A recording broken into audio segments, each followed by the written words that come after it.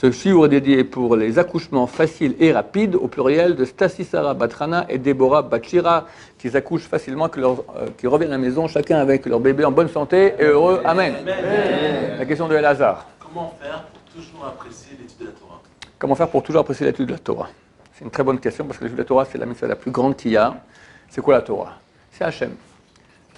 Hachem a voulu nous donner la chose la plus grande qu'il y a, c'est lui-même. Maintenant, lui, je ne vais pas le prendre. Alors, il s'est condensé dans les paroles de Torah. Et quand on étudie la Torah, on avale des comprimés de Hachem, d'accord, de la présence d'Hachem en nous. Ça nettoie plus que tout. Ceux qui ont fait des péchés graves. Alors, il y a les tikkunim, les réparations du hari.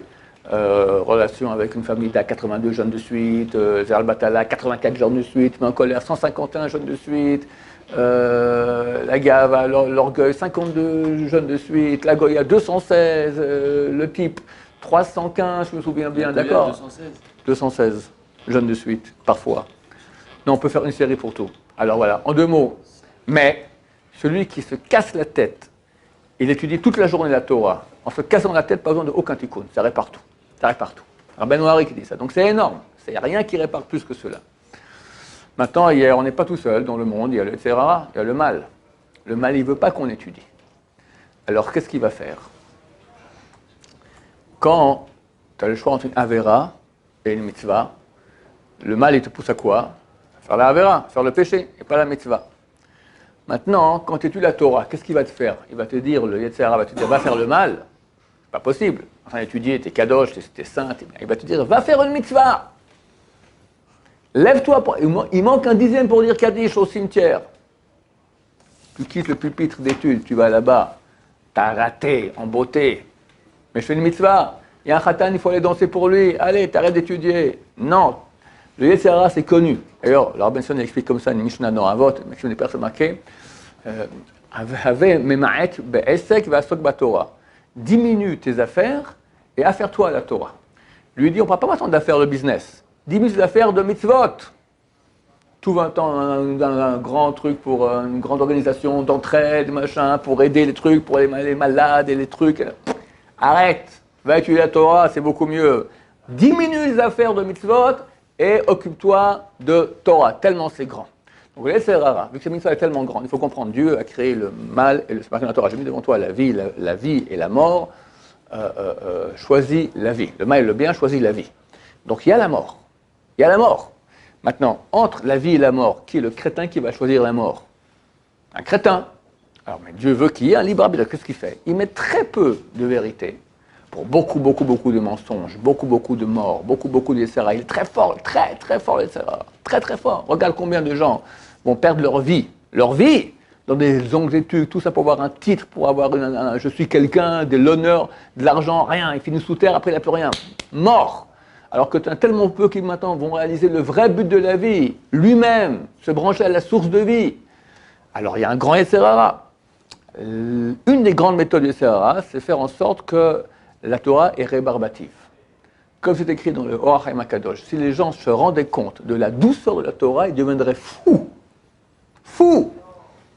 Tu prends du miel et c'est doux. Enfin, tu prends un miel qui est 100 fois plus doux que normal. Ça brûle tellement c'est doux. Maintenant, c'est 1 milliard de fois plus. Tu deviens fou. D'accord? Je ne me suis jamais drogué, Baruch Hashem. Mais il paraît que les gens, quand ils font, à l'époque, il y avait les seringues d'héroïne, d'accord, ils ont un flash comme ça, c'est... Maintenant, pas le flash, un flash cachère. Le flash du bon Dieu. Dans la seringue, on comprime de bon Dieu, comme ça. C'est ça la Torah. Mais le Yetzirah, il ne veut pas. Tout le monde voyait que c'était tellement fantastique. Il a perdu de la bataille. Alors il met ce qu'on appelle des clipos. Les clipos, ce sont des écorces. Les écorces, c'est dur. Tu n'as pas envie. C'est rébarbatif. On ne comprend pas le pourquoi. Il y a des résistances. Tu peux voir d'ailleurs, à quel point, quand tu vas aller faire une mitzvah autre que Torah, t'es aidé. Quelqu'un qui a des problèmes pour s'endormir la nuit. D'accord? Commence à compter les moutons. Ça ne marche pas. Comment, je sais pas moi, même étudie Teilim, d'accord, ça ne marche pas. Prends la Gemara. Et Sarah, là, il est très embêté. Il veut que tu ne dormes pas, comme demain tu es creux, tu ne pourras pas étudier. Mais tu es en train d'étudier, il t'endort tout de suite. Que chas ve shalom, tu ne veux pas continuer à étudier. Il t'endort tout de suite. Quand on veut étudier, le Yetzer Hara devient le grand, comment on appelle, je sais pas moi, le King Kong, d'accord, le Goldorak. Le Goldorak du Yetzer Hara, c'est en étude de Torah, parce que là, il sait qu'il est perdu. C'est écrit dans le Midrash, Dieu dit, si seulement mon peuple ne pratiquait pas ma Torah, mais au moins l'étudiait, car la lumière qu'elle contient les ramènerait à pratiquer aussi. C'est de la lumière.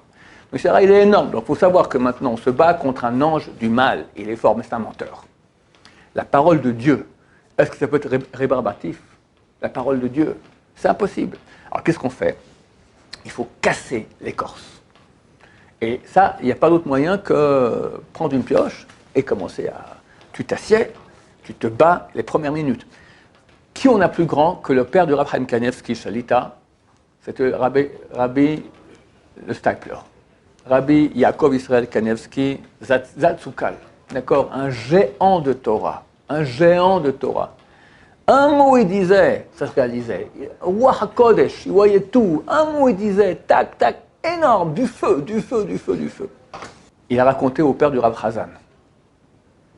Rav Chazan, Mordechai Chazan, qui enseigne ici. Son père, il habitait Bnei Brak.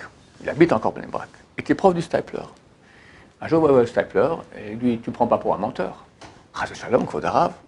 Tu ne prends pas pour un menteur. Chas Shalom. Alors, crois-moi, chaque jour le matin, quand je m'assieds pour étudier, entre 20 minutes et 40 minutes, j'ai une souffrance terrible. J'ai une seule envie de fermer les yeux et de partir en fuyant. Tous les matins, tu ne prends pas pour un menteur. Entre 20 minutes, 40 minutes pour casser l'écorce. Et après, ça devient bon. Mais bon, extraordinaire. Il y a une écorce à casser. Elle n'est pas facile. C'est pour ça qu'on a du mérite. Tu vois, on donne un mérite énorme pour chaque lettre de Torah. Lettre de Torah équivaut à 613 mitzvot. C'est énorme. Maintenant, si maintenant la Torah est tellement belle, tellement accessible, rien que tu goûtes, ah, génial. Tu auras du mérite. Aucun mérite. Dieu t'a donné maintenant la chose qui est la plus bonne, tu manges, d'accord? La meilleure glace du monde, tu la manges, elle est bonne, c'est un point barre. Alors, il faut bien que tu aies un peu de mérite. Alors, Dieu, il t'aime, il veut que tu aies du mérite. Un beau lamaba, il te met comme ça des écorces, un gros Yetzer Hara, vas-y. Tu l'auras, mais il faut te battre. Et d'après la souffrance que tu as, l'effort fourni, c'est en cela que tu as le mérite. Les Foum Sahara Agra. D'après la souffrance, ainsi est le mérite. Donc, piocher, se battre, au bout d'un moment, ça devient délicieux. Délicieux. Baruch Adonai, Amen, Amen.